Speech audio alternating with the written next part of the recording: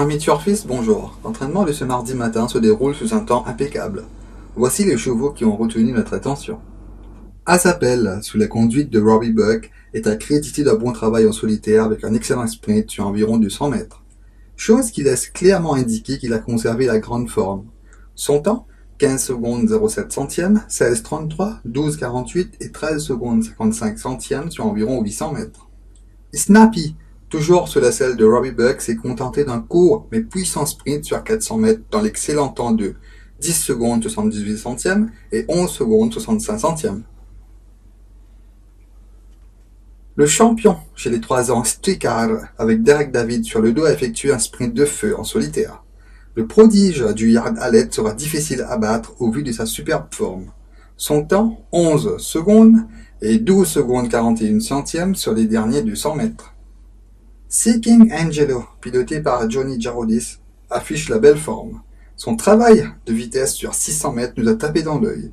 Il a réalisé 12 secondes 23 centièmes, 11,99 et 12 secondes 77 centièmes.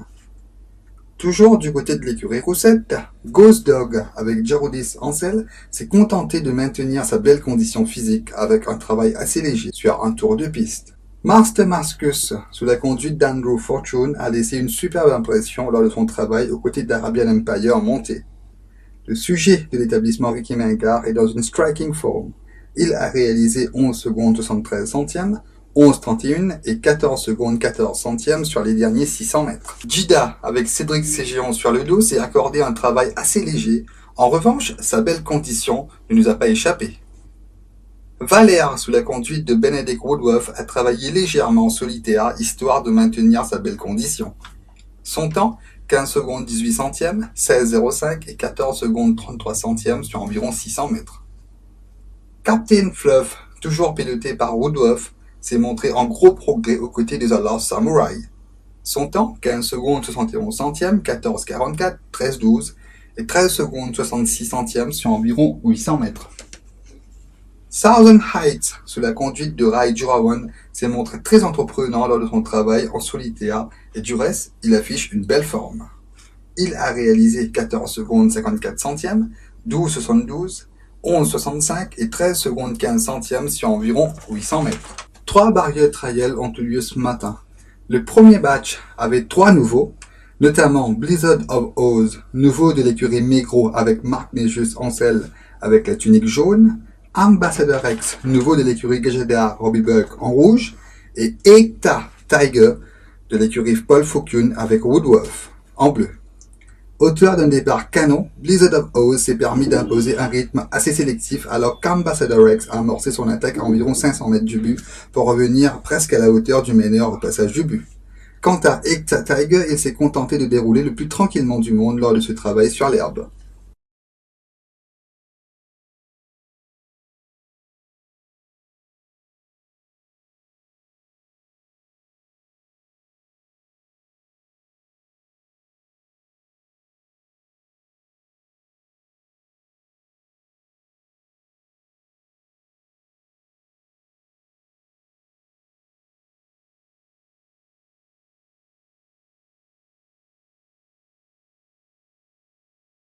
Le deuxième groupe avait 3 partants, notamment Mozart's Giovanni, le gris avec Hofer en vert, Kingsdomski, Vinay Naiko, toujours en vert, et Alvaro Baguerocci en noir.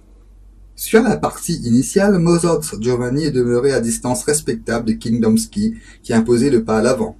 À l'amorce du dernier virage, Alvaro fut le premier à mettre la pression sur le coursier de l'écurie Rajramdin, tandis que Mozart's Giovanni choisissait l'option intérieure en ligne droite finale, et ce dernier parvenait à rattraper de justesse Kingdomski au but.